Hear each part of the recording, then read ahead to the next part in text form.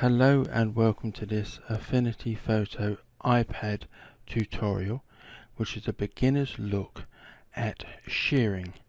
And this sort of came about from a Facebook question about being able to shear an item, and the person wanted about using a pen rather than sort of other options. It took me a while to work out how to do this, but this is what I have discovered.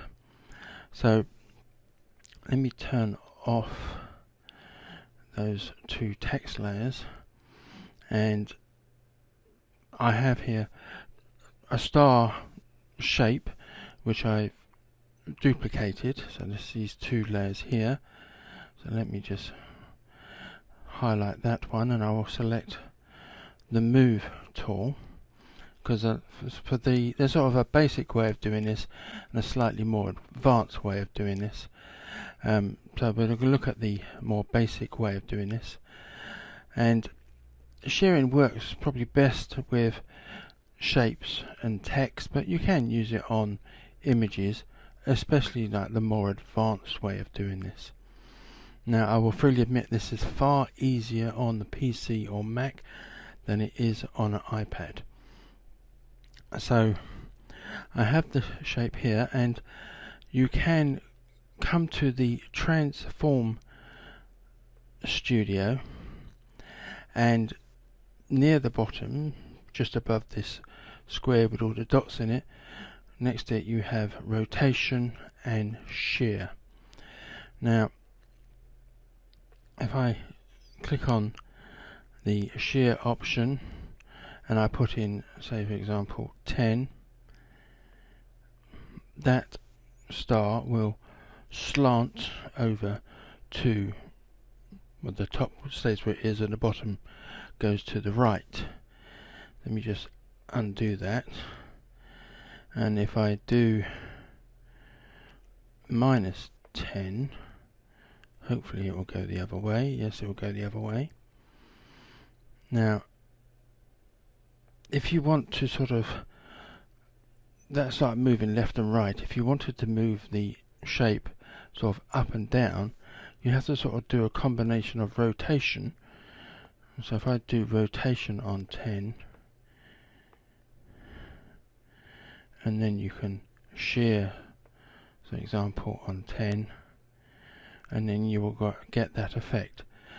But that's a very sort of hit and miss way of doing things. It's not easy to work out what is going on. So let me undo this a couple of times, get it back to where it was, and I'll come back to the layers menu. Now you do have to be on the move tool for this, but as you can see with the bounding box around the outside of this shape, we have dots on each corner, or nodes I should call them, and nodes in the middle of each line, and at the top there's a node and a line comes out of it, and above that is a white node. Now if you tap and hold on that white node, you can rotate sort of very easily, and let me just undo that to get it back to being straight. So that is like how you can rotate. But you can also rotate using the 4 corner nodes. Now this is very difficult to do even with a pen. I wouldn't like to do this with my fingers as such, but I'll try. If we go to just outside of, I'm going to go to the top right corner, and just outside, I mean you can resize with that, but I'm trying to get the rotate, and there you go. I'm quite a little way away from that corner, and I can now rotate. So you can do that with all the 4 corners. Let's get it back to where it was.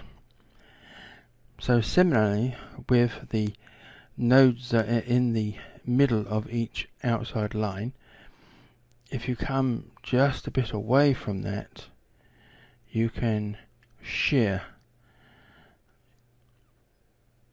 So that's there. Let me put that back to there, and I might need to move this up to give me a bit of room at the bottom so I can come far enough away from that bottom node. Nope. So it's very difficult to judge where. There we go.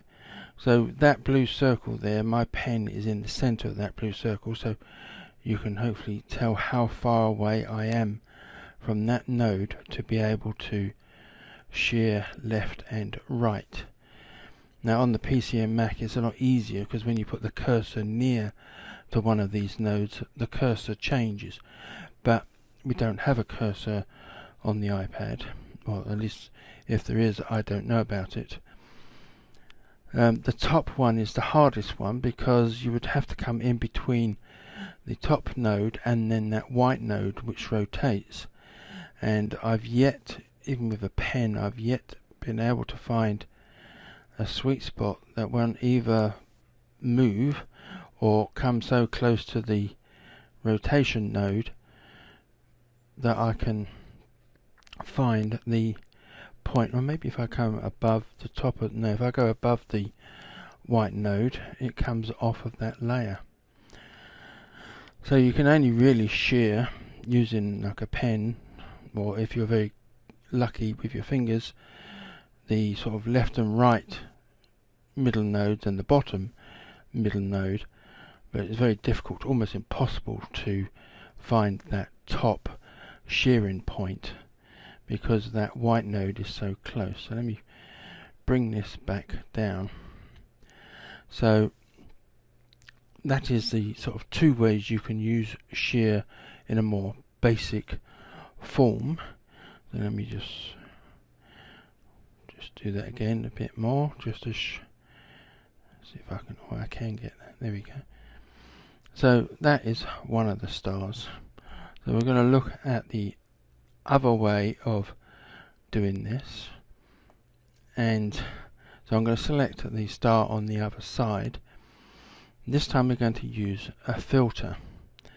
Now if you come to the filters menu, which is, if I remember, I think it's that one, there we go, and at the top where it says all filters, I'm going to tap and hold on that and then move to the left and then select distortions, and then it's just a case of scrolling until you find the shear filter somewhere near the bottom.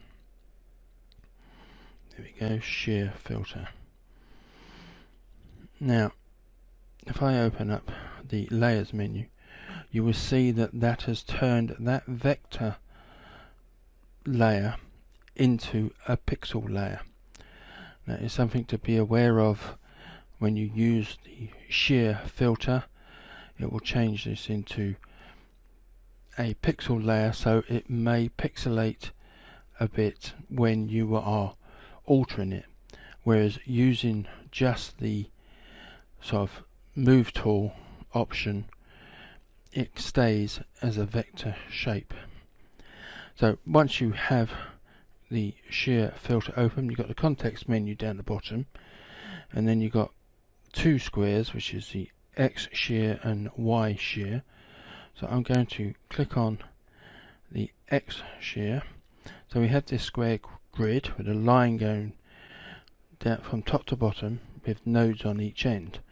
So you can tap and hold on one of these nodes and shear whichever way you want, and similarly with the bottom one there. Let me just put that back to reset. But you can also tap anywhere on the line to add an extra node. I'm just going to put one in the middle, and then you can move that one, and you can sort of get weird and wacky shapes doing that way. You can also click on this bottom icon on the right of this panel, and it will change it to a more, it's not a curved line now, it's a very straight line. So hopefully you can see that top of that star is becoming sort of very bent out of shape, whereas if you do a curved arch, that top of the star is a more arched curve to it. So that is the sort of more complicated way or more advanced way of shearing an object. So if I click on apply, that will be like that, and then I'll click the move. Oh, somehow it went back. Let me go. Don't know why it did that. Let's try that again, shall we? I'm on the move tool. Sorry about this. And shear filter.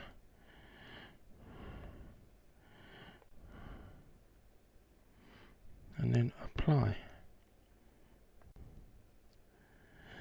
Okay. And then the move tool.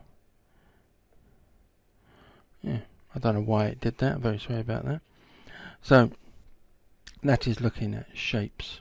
So if I turn those two off and we look at text, this is much like the other one in the sense of, text works in the same way. So if I can find a spot just below that node, I can shear the text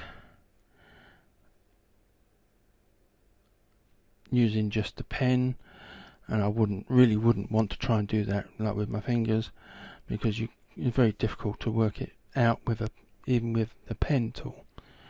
So that is that one, and then if I come to the text and we will select the filter again and come to shear, and again even with the text it's changed it into a pixel layer rather than the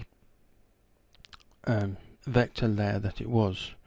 So much like before, I can alter the text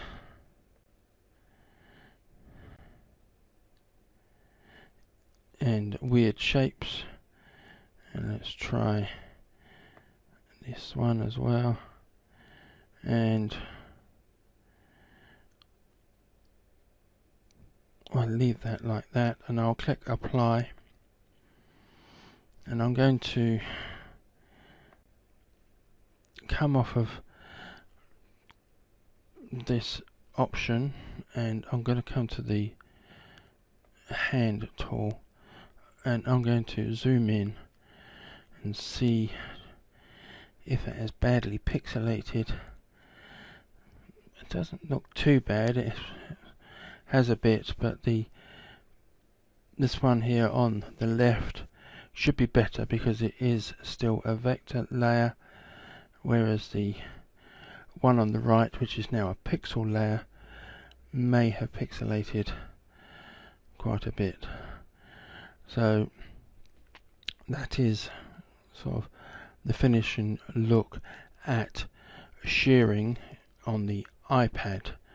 So thank you for watching, and goodbye.